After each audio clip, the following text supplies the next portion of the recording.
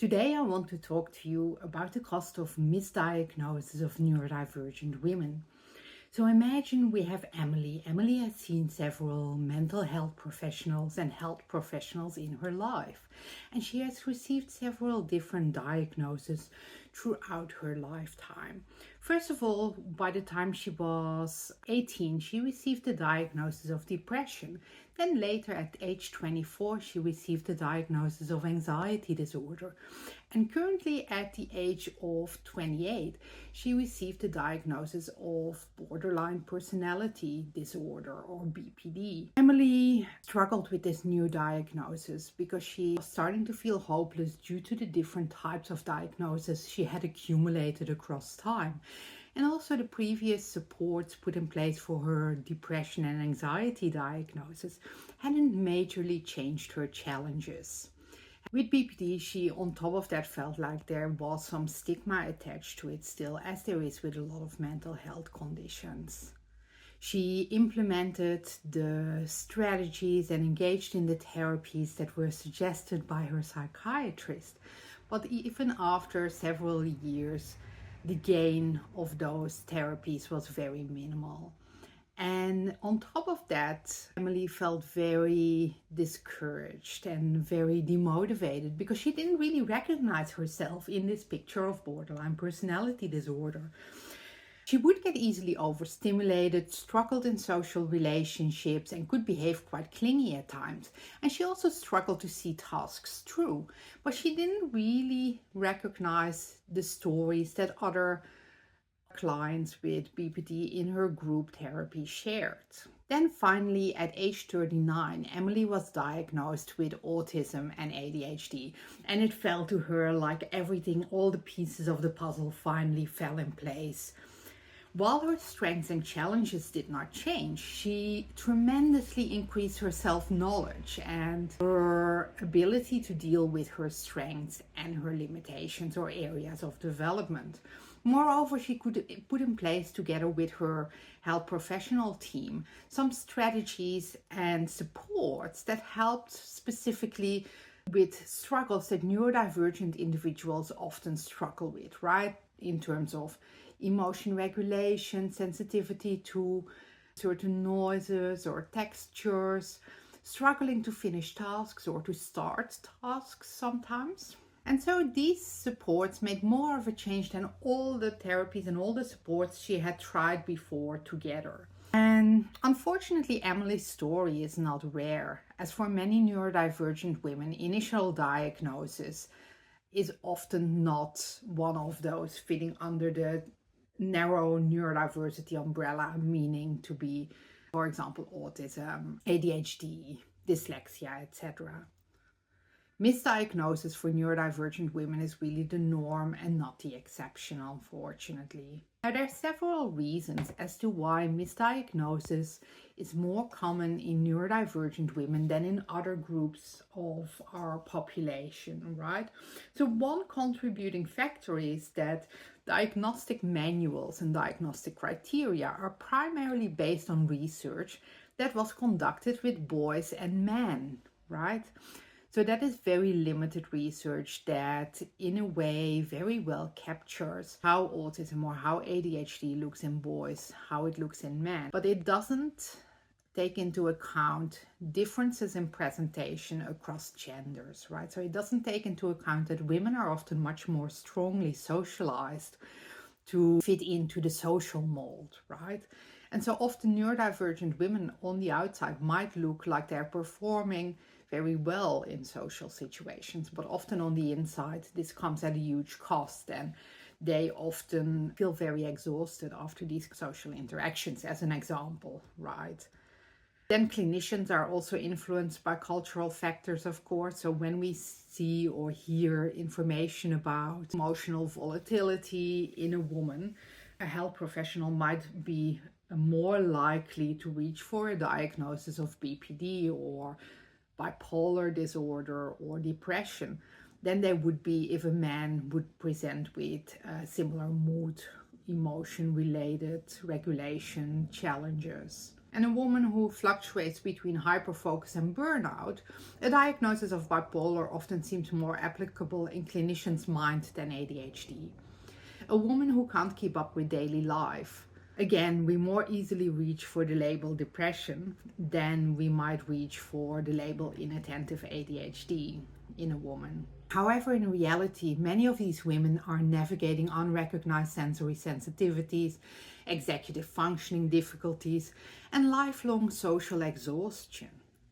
Hallmarks of some types of neurodivergence, specifically again, autism and ADHD. So there are common diagnoses that women with ADHD or with autism receive earlier on in their diagnostic journey that are actually not applicable as a primary diagnosis or might not even apply as a diagnosis to them at all. And these diagnoses are depression and anxiety. So often depression and anxiety are diagnosed in neurodivergent women before they get a neurodivergent umbrella diagnosis, right? Like autism or ADHD. And what we often see is that anxiety and depression really flow out from a mismatch between the neurotypical world and a neurodivergent brain or neurotype. And so in a way, while depression and anxiety might be accurate diagnoses, they're not the underlying driving force, right? They're things that flow out from that underlying diagnosis of, for example, autism. Then another disorder or another label that is often countered before a woman gets ADHD or autism diagnosis is borderline personality disorder. So this often pops up when the woman has challenges in the domain of emotion recognition and especially emotion regulation, right? So they might be feeling quite emotionally reactive, for example.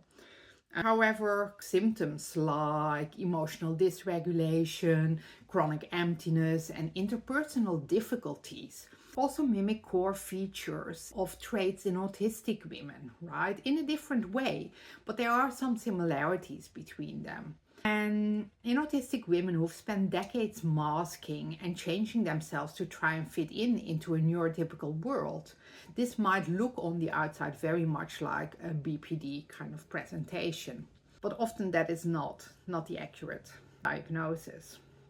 Then a third condition that is often encountered as a diagnosis on the pathway to an autism or an ADHD diagnosis is bipolar disorder. So bipolar disorder is really a condition in which moods fluctuate, right? It's about low mood components and then high mood manic or hypomanic components. And this often mimics the high energy followed by crashes that we might see in people with, for example, ADHD. There might also be big emotions that are difficult to regulate and manage, and sudden interest shifts across time might be observed, right? And this might fit very well with bipolar disorder, but it could also fit really well with ADHD, especially when the person with potential ADHD is constantly trying to stay on top of life and battle burnout while they're doing that. So misdiagnosis, importantly, isn't just a clinically incorrect label, but there is really a person that experiences that mislabeling, that misdiagnosis. And misdiagnosis can often have a very impactful effect on people. Many neurodivergent women report feeling gaslit by the health system, right? They're told their pain is exaggerated, their emotions are too much, their problems are of their own making.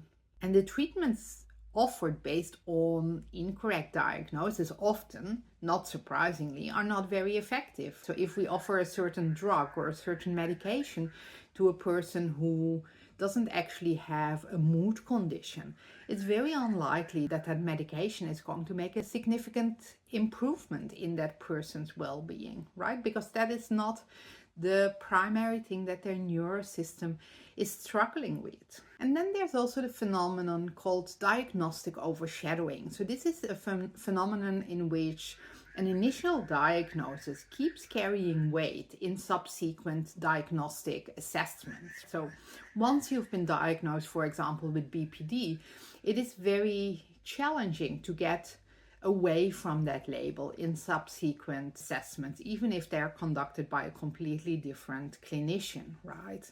It still keeps carrying some weight in many situations. And then we also have confirmation bias, right? Which is really where once a clinician sees some behaviors or cognitions that seem to fit with a certain diagnosis, they might latch on to that.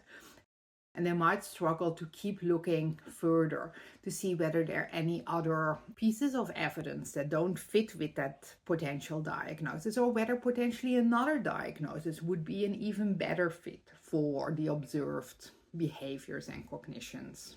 So incorrect diagnoses rarely happen due to bad intent, right? That's really very rarely the reason.